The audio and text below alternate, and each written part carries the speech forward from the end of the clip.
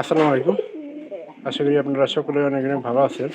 তো আলহামদুলিল্লাহ, আল্লাহর রহমতে আমি অনেক ভালো আছি। আজকে নতুন একটা কবুতরের ব্লগ ভিডিওতে আপনাদের স্বাগত। আজকের যে ব্লগ ভিডিওটা সেটার জন্য আমি একটু অন্যরকম ভিডিও বানাইতেছি, কারণ এই পায়রা হিসেবে কিন্তু ছোটো হইলেও কিন্তু এর বাচ্চা ভালো হয়। তো এটার একটা গুণ, এটা হচ্ছে কিন্তু আমাদের কিন্তু আরও কিছু কবুতর আছে যেগুলা কিন্তু মনে করেন যে কবুতর ভালো কিন্তু বাচ্চা খারাপ হয়। তো এই জন্যই এই ব্লগ ভিডিওটা করা, কারণ আসলে ছোটো মানের হইলেও পায়রা এবং পায়রি দুইটাই মনে করেন যে ভালো। পায়রা পায়রি ভালো হলে কবুতর মনে করেন যে ভালো থাকে। একটু ফাঁকে ধরার চেষ্টা করি, কারণ এটা বাইরে থেকে আলো আসতেছে, আলোর কারণে এরকম হইতেছে।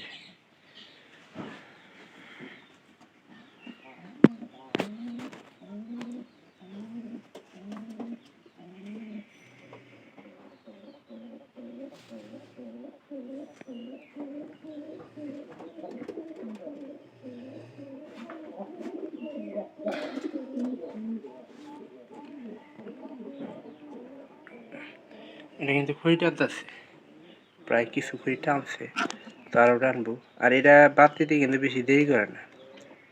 সব দিক দিয়ে কবুতরটা ভালো আছে। আর কবুতরটা একটা বিশেষত্ব আছে, এই খুরা হয়েছে কেন জানেন? এটা আপনার গরম ভিতরে আমাদের জায়গার কবুতরটা ছিল, তারা গরম ভিতরে ছিল।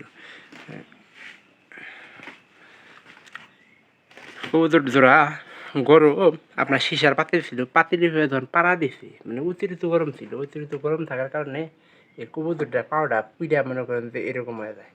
আসলে কবুতর যারা লালন পালন করে তারা ওই রান্নাঘরের যারা গ্রাম অঞ্চলে লালন পালন করে বেশি, রান্নাঘরে চুলার উপরে কিছু না কিছু মনে করেন যে দিয়ে রাখবে, সেক্ষেত্রে কিন্তু আপনাদের কবুতরটা ভালো থাকবে। এরকম যদি পাও খুঁড়া হয় কবুতর ভালো, কিন্তু পাও খুঁড়ার কারণে কিন্তু কবুতর এটা বাহিরে বিক্রি করা যাবে না। তো অনেকে আছে যারা হাট থেকে কবুতর ক্রয় করে, তারা কিন্তু ভালো কবুতর ছাড়া ক্রয় করেই না।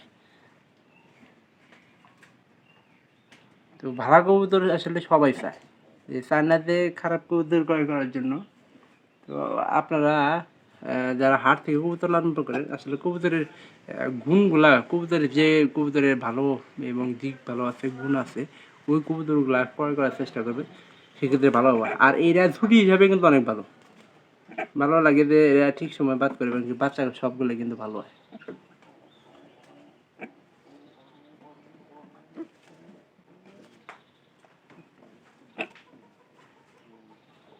এখানকার ধান গুলো পিট দাও।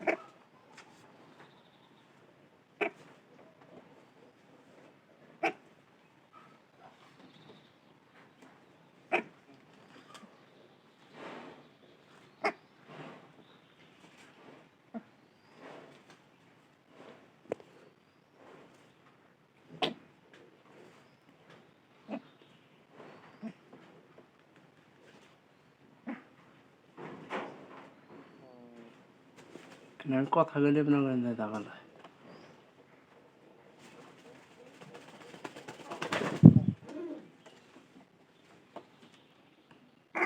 তো দেখতে পারলেন, ভালো লাগলে অবশ্যই ভিডিওটি সম্পূর্ণভাবে দেখে দেবেন। আর দেখাবো অন্য কোনো ভিডিওতে অন্য কোনো বিষয় নিয়ে।